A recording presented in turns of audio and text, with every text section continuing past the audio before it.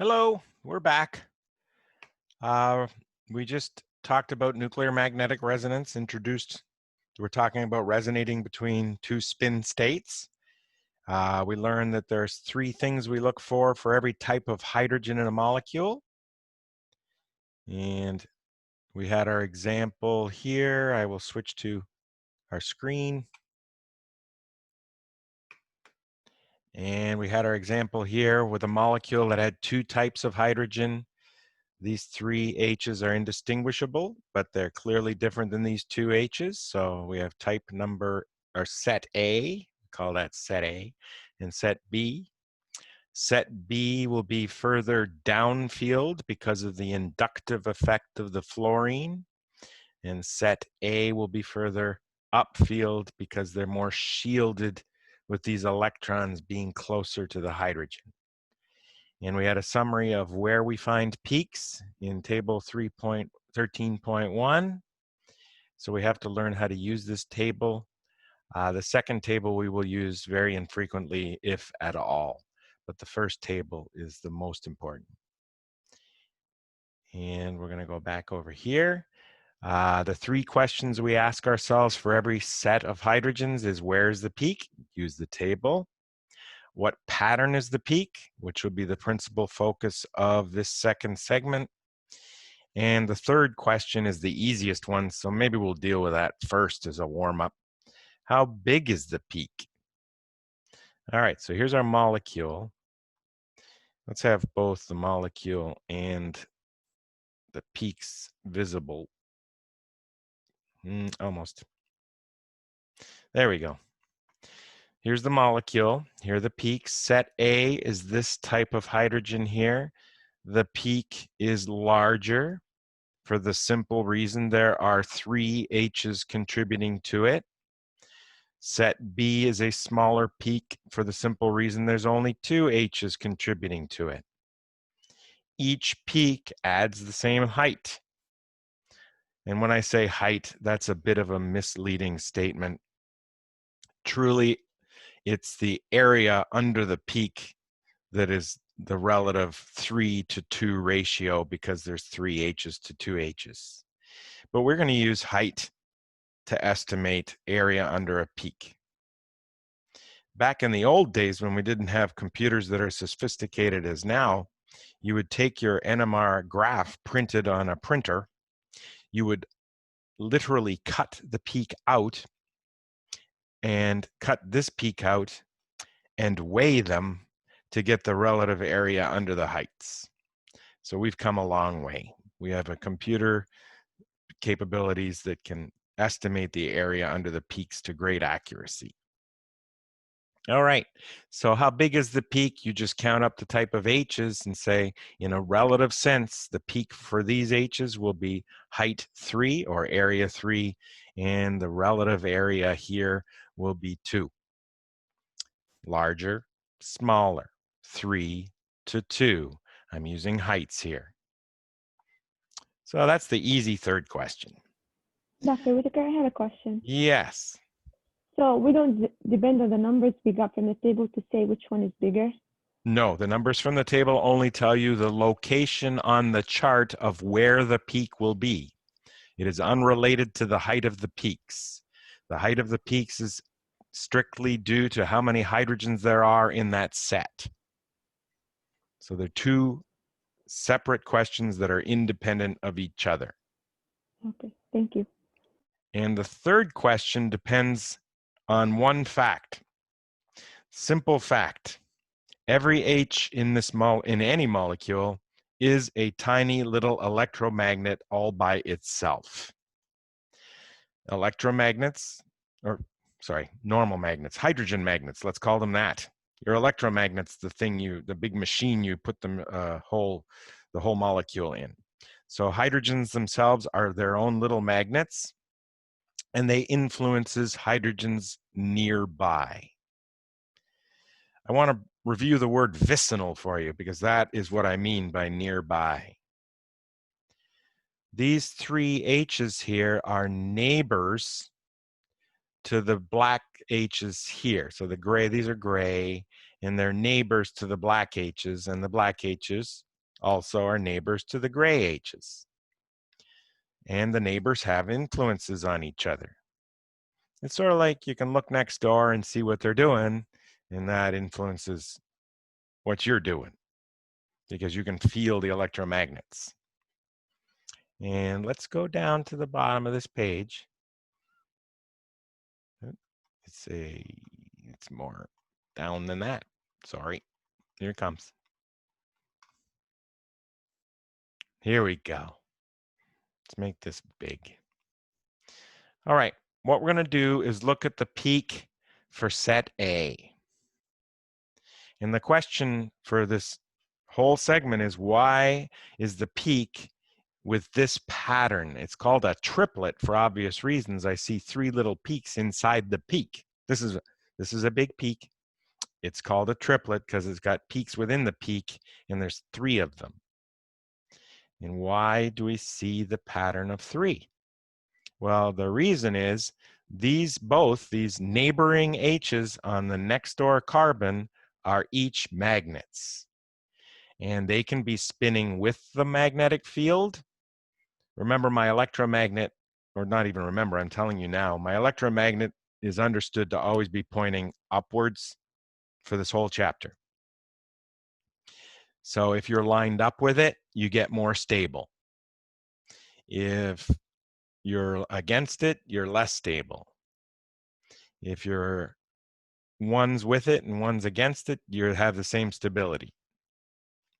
And that would be the first hydrogen here being with, and the second one against is the same energy as the first one against and the second one with. So we can't tell which of these is happening, but we can tell what energy they're causing. So let's take it from the beginning. What are the possible scenarios for the neighbors that are going to influence these gray H's? Well, one scenario is both protons are spinning lined up with the magnetic field. That's a stabilizing influence. That's going to cause the magnetic field to be felt more strong. They're like adding to the magnetic field. So it's going to be a stronger magnetic field that the gray H's feel when the black H's are both with. And remember, the stronger the field, the more de-shielded we get. You go more to the left on the spectrum. So in the 1 out of 4 times that we see this scenario, the peak gets shifted to the left because they're in line with the magnetic field. They're adding to it. And you get this tiny little peak on the outside only when this happens with the neighbors. Now, one neighbor with and one against is the same energy as one against and one with. We're just treating HB1 and HB2 in order here. These are going to have, this scenario happens 2 out of 4 times. You got 4 scenarios here. This doesn't add to the magnetic field and it doesn't subtract. That's why it's in the middle. Why is it twice as tall as the ones on the outside? Well, it happens 2 out of 4 times, and these only happen 1 out of 4 times. Last scenario is with both of the magnetic fields from these black H's being against our applied magnetic field. That's 1 out of 4 times it happens, and that causes a lot of shielding. It diminishes the gap between the 2 energy states. So we're way over here. And it happens 1 out of 4 times. So what do we know so far? Well, the peak's called a triplet because you're going to see 3 peaks within the peak. And the triplet has a ratio of heights of 1 to 2 to 1 within the pattern because this scenario happens 1 out of 4 times. The middle one happens 2 out of 4 times. And the outside one, again, 1 out of 4 times. So when we have how many neighbors? 2 neighbors. We get what pattern? We get a triplet. There's an easy way to predict that. We'll come up with an easy way to predict that. Some of you read ahead about the n+1 rule. 2 neighbors cause a triplet because 2 plus 1 is 3. And 3 is the word for number, sorry, for the word triplet. Let's reverse this situation and look at the influence of the AHs on their neighboring black H's, the B's. There's more possibilities when you have 3 protons spinning clockwise or counterclockwise. So we have everybody against, 2 with, 1 against, here, here, and here. 2 against and 1 with, here, here, and here, 3 out of 8 times. And then the extreme where everything is against the magnetic field happens only 1 out of 8 times. So what do we observe? Well, everybody, oh, we have a typo here. I think it was pointed out by a student. These should all be up. Yeah, to be consistent here. Yeah, fix that, please. Change the direction of all 3 of these arrows in your book. That's a homework assignment. Everybody with, 2 with, 1 with, all against.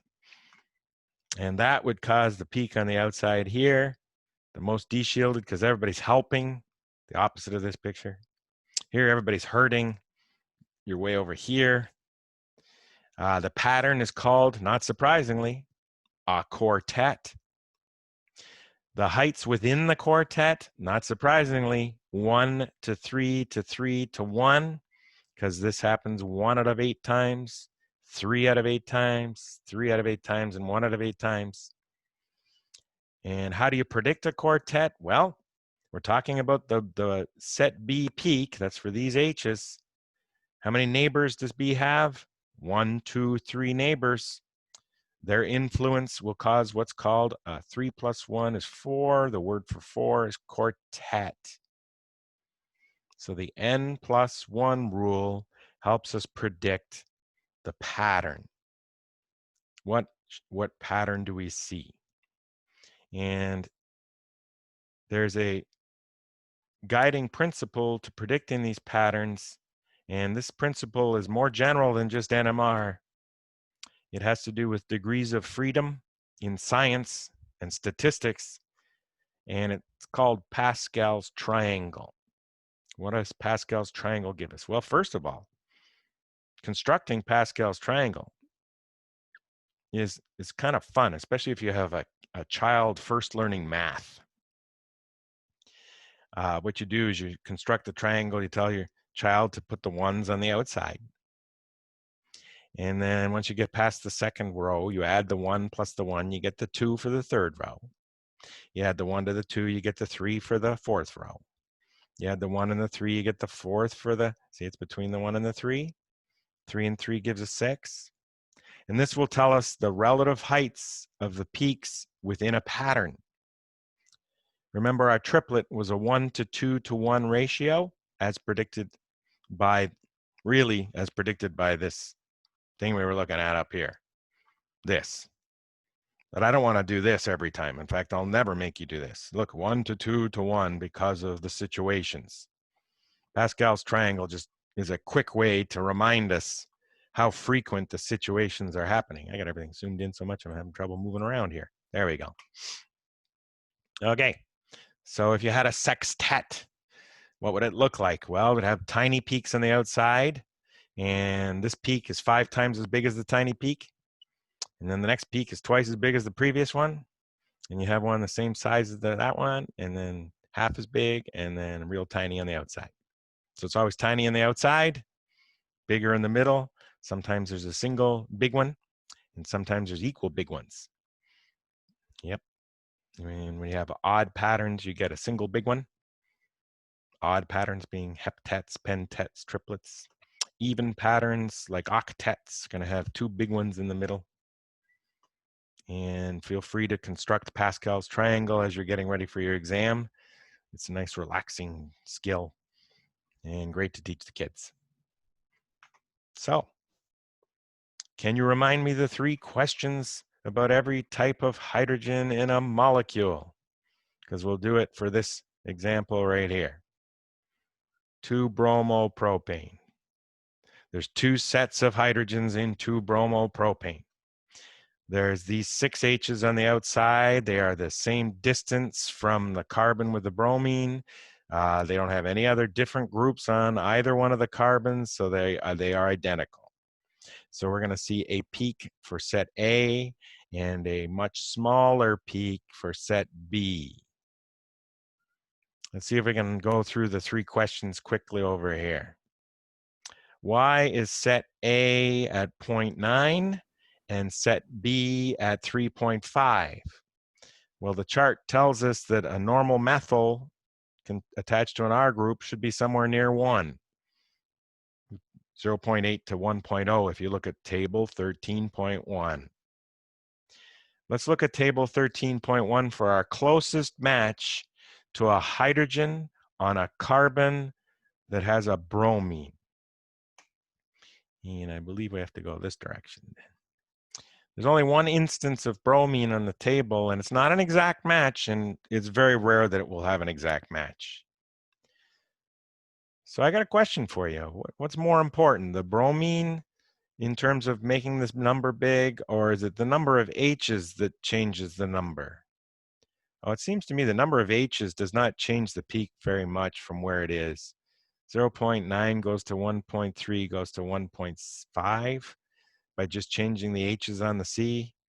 But going from a normal C with H's and carbon groups to a C with a bromine jumps it up from 1.3 to more than 3.3. So that's huge. The most important thing about the H on the C with the bromine is the bromine. It's not the number of H's. So I predict the peak should be somewhere near 3.5.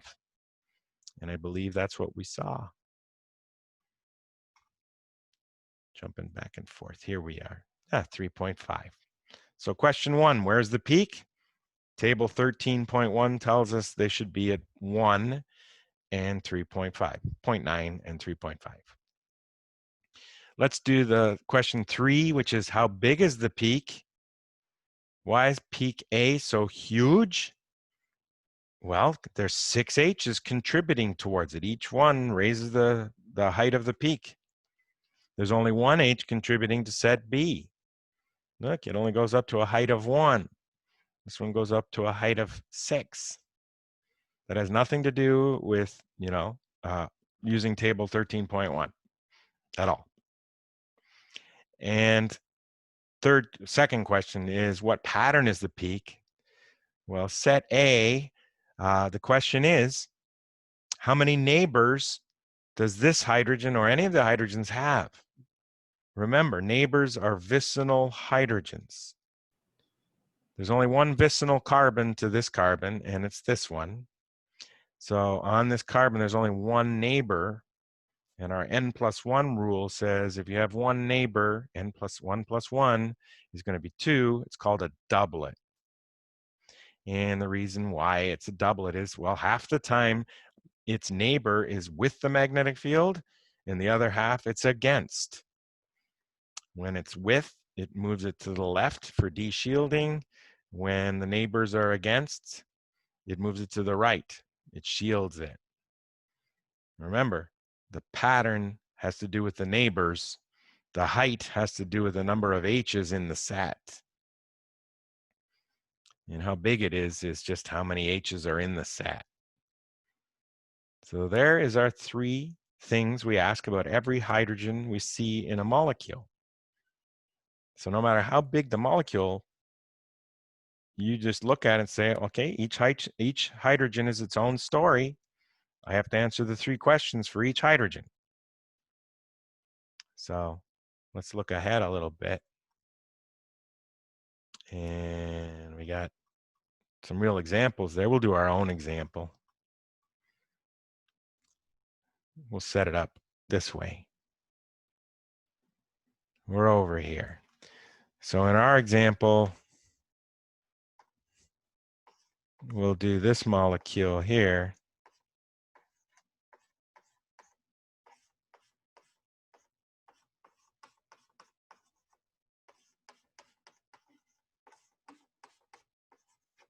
We've got this molecule. So how many types of H do we have? We have the H on the O, we'll call that A. we have the two H's on the next carbon. We'll call that B. I'd like to point out that those H's are different than these two H's because they're not anywhere near an oxygen, and these are. This H here is all by itself. We'll call that C. Let's get our colors going here.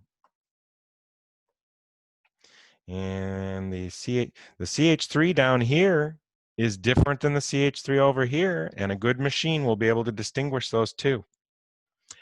This one's a little closer to the O, which would be a small inductive effect. We'll call that D, and then we'll call this one E, and we'll call this one F. I already got black. Let's go with red. So we're going to have A, B, C, D, and F. And we want to know where the peak is. The symbol for where the peak is delta. Units are ppm. And we're going to have something called multiplicity. That is a fancy way of asking what is the pattern, singlet, doublet, triplet.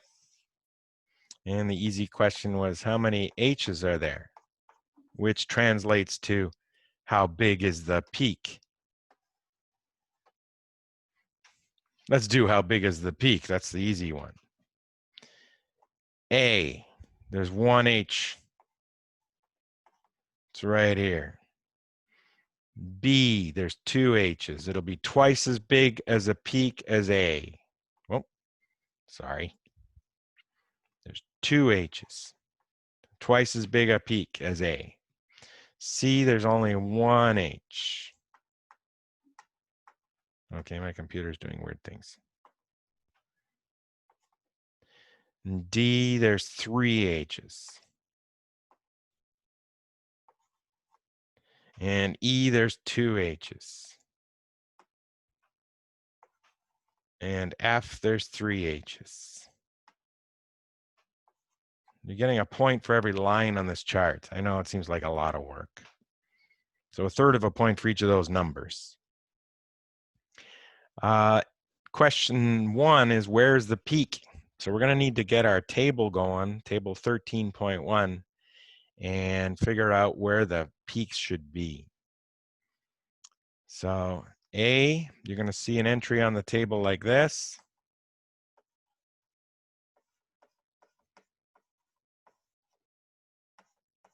For this H. And B, you're going to see an entry like this. You're going to think it's the same entry, but no, it's that H we're talking about. And C, we're going to look for these things. You can be looking while I'm doing this. C is basically three R groups on a C that has an H. And D, we're looking for RCH3. And why don't we make that red? Because it also works for F. It's going to give us a range, and we're going to decide which one would be in the range, but a little higher, and which other one will be lower. And E is RCH2R.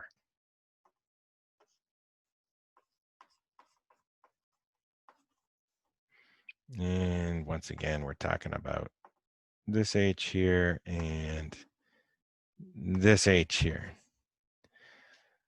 So when we find RCH2OH, we'll look at two different entries, one for the alcohol H and one for the H on the carbon that makes it an alcohol.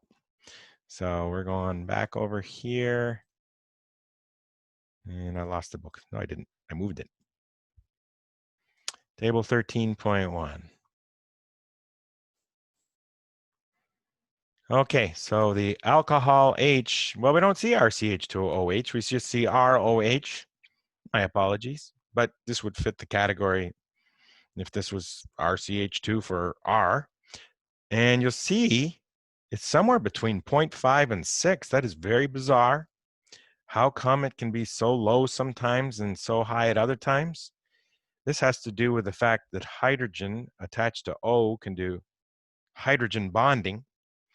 Hydrogen bonding has variable strengths depending on the closeness of molecules to each other.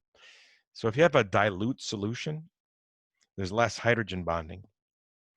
And the hydrogen bonding pulls electrons away from the hydrogen and will cause a shift downfield. But if there's very little hydrogen bonding, it's going to behave more shielded.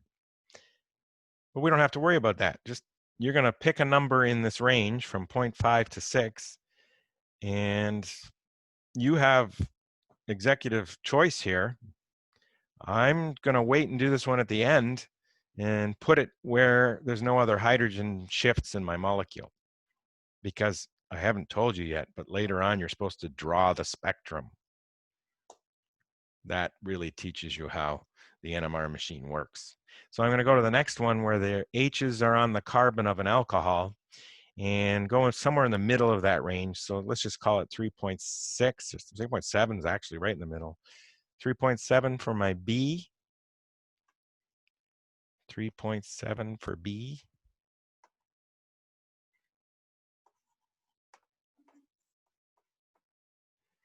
And then I'm going to drop my pen. And then I'm going to look for 3 R's on a C with an H, and then 1 R on a C with 3 H's, and 2 R's on a C with 2 H's. They're near the top. They're entries number 2, 3, and 4. And let's try to get there. Entries 2, 3, and 4. 0.9 for the most H's, 1.3 for the next, and 1.5 for the last. I hope I can remember those. So I remember it was 0.9 for the blue D, and it was 1.3 for the pink, which was E, and C was 1.5 for the purple.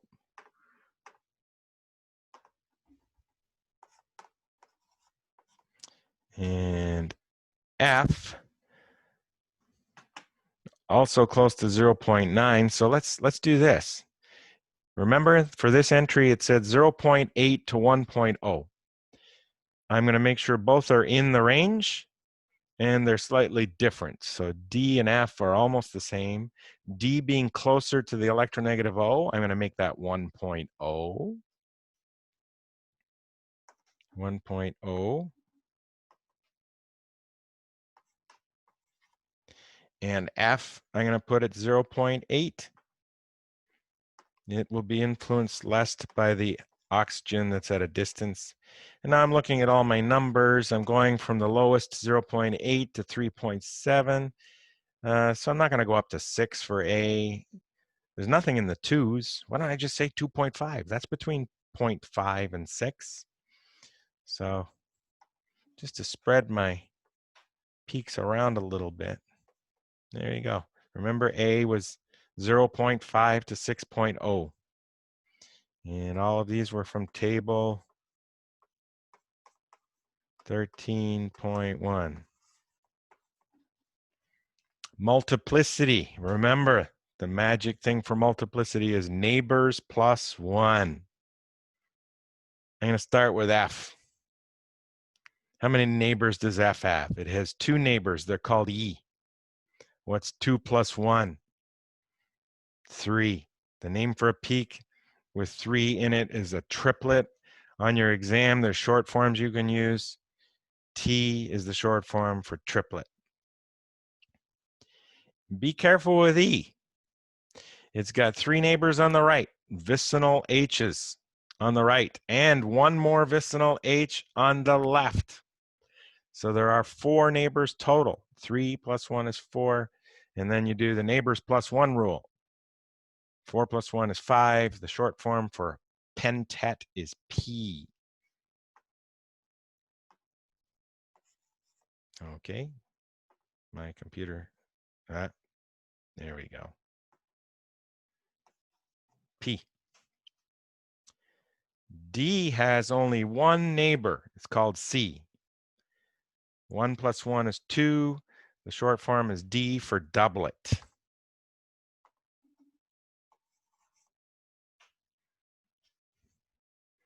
C has 2 neighbors on the left, 2 neighbors on the right. That's 4. 4 plus 1 is 5. We have another way to get to a pentet. And C's purple, not D. I don't want to lose my color scheme here. Purple is pentet, and D was a doublet. Okay. B, be careful. Neighbors live on vicinal carbons. I'm gonna write that down. Dr. Whitaker, Yes. why carbon H does not have that? I'm sorry? The carbon C, H number C. C. Why it's not have that? Oh, you, she's good. Thank you. I've been correctly corrected. I'm going to write my sentence here, and then I'll redo it, and then Ms. Deneuf will be happy. And I thank her for this, because I didn't count all the neighbors, did I? But I just want to remind you, neighbors are hydrogens on a vicinal carbon. Let's make sure we know that. So if something's on an oxygen, is it a neighbor? The answer is no. We don't count H's living on oxygens or nitrogens as neighbors. And there are reasons for that.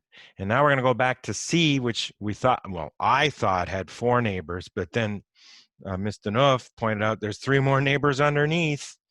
That's a total of 7 neighbors, giving an octet for C. Yes. And the short form for octet is O. Octet. I'll write them down this one time, but on the test, you don't have to write the words out. Doublet, pentet, triplet,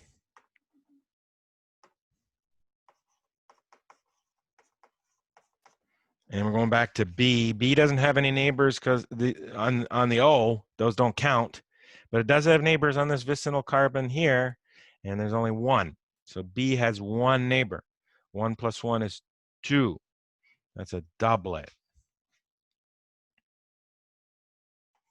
D, short for doublet. And A, well, it's a mutual thing. If you can't be called a neighbor because you live on oxygen, then you aren't neighbors to anybody that's next door to you either. So I don't know how to put that into words, but just think of it this way. B doesn't see A as a neighbor, therefore A doesn't see B as a neighbor. So when you have alcohols, the peak is always a singlet. It's like there's no neighbors ever. So S for singlet, because 0 neighbors plus 1 is 1. The word for that is singlet.